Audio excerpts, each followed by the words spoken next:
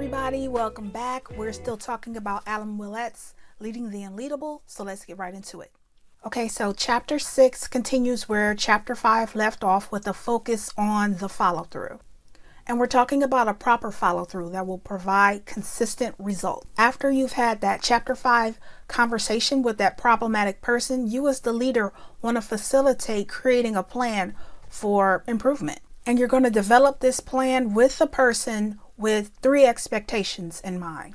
The first expectation is that this will be a collaborative plan with everyone on the team involved in seeing it through. The next expectation is that you as the leader are responsible for the plan's success.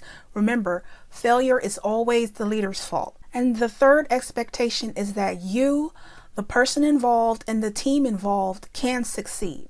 And for right now, the thought of removing this person from the team is completely removed. So remember that at the end of chapter 5, you have already made your presentation to this person. See my last video if you don't know what I'm talking about here.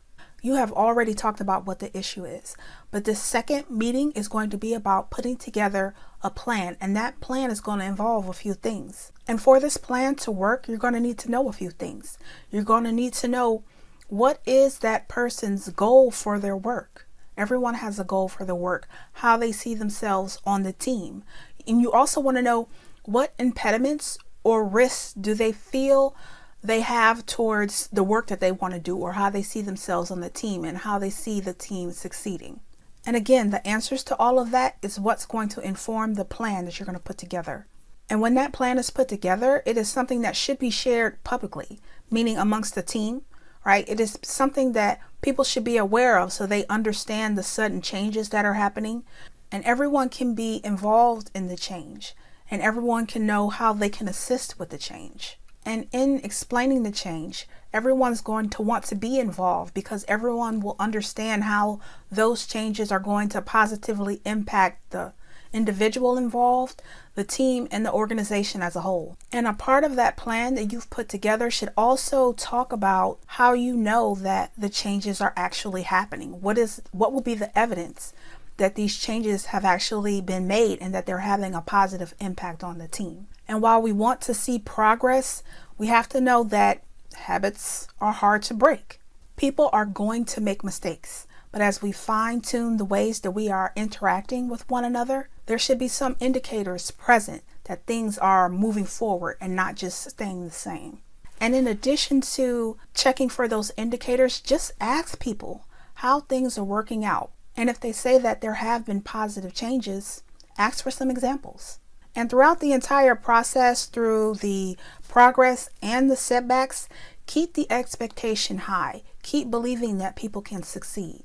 And keep following up. Don't just come up with a plan, see the plan start, and then wipe your hands of the whole thing. You have to keep coming back to check. Okay, so we've had the talk. We've implemented the plan. We have seen the progress, if there has been any, and we have to decide whether or not this is really working. And in chapter 7, we're talking about whether or not to keep that person on that project, on that team, or even in that organization. We have to remember, and this is a direct quote from the book from Willett, the leader's responsibility is to the organization as a whole. And that is what we're keeping in mind when we're deciding whether or not to keep someone on the team. We're looking at the evidence so far and seeing whether or not this person is showing a willingness to change. We're looking at whether or not the team still wants this person. Can the damage be undone? And we're looking at the value as a whole to the organization. Can this value be replaced? Can it be replaced in a timely manner? And again, you are doing all of this after you have made efforts to address the issue, come up with a plan, implement a plan, make progress, be graceful during setbacks. And I have been on the leader's side of this more than once.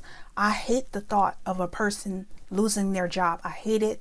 I hate it. I have worked with people until the issues dissipated and their brilliance showed through. I have also worked with people who were dead set on being problematic, and the choice was to continue to work with them or to continue the damage to the team. How long do we let the team suffer before we let a problematic person go?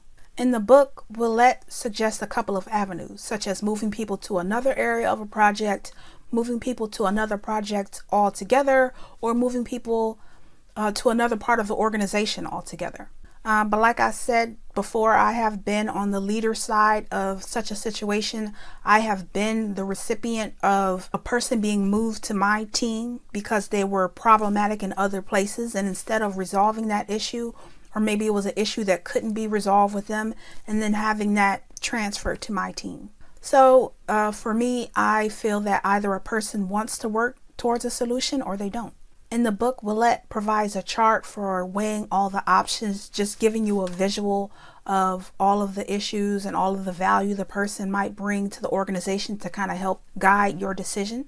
But chart or no chart, you have to decide for yourself, and the team has to decide what is best for the team and the organization. Okay, so when we're looking at chapter 8, we're looking at a whole new section of the book, and that section, which I believe is section 3, is about preventing trouble before it even starts.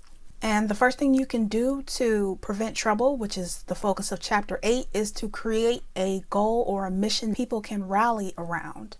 I am speaking from my own experience when I say that people want to do work that matters. They want to do work that has meaning. I personally am not at all inspired by generic strategic plans or organizational goals that really just amount to, let's just keep doing what we've always been doing. People want their work to make a difference. And the more so that it does that, the more that people will be invested in the work and in the team. What Willett says specifically is that there is a need for a mountain to keep the team cohesive and working together. That mission that is meaningful is what's going to keep them working together and keep them wanting to resolve issues amongst them. He does lay out in chapter 8 of that book 7 goals for creating a strategic plan or goal that people will want to rally behind. The most significant part of that list for me was to not be too detailed and to leave room for people to add their own creativity, their own input, their own thoughts into the goal and the plan, because people believe in something that they had a hand in creating. Okay, so that's it for this week's book club. I'm trying to keep the videos a lot shorter than before. We are more than halfway through the book. Comment below to let me know what you think so far. We'll meet next week to talk about chapters 9, 10, and 11. Don't forget to like and subscribe. See you later.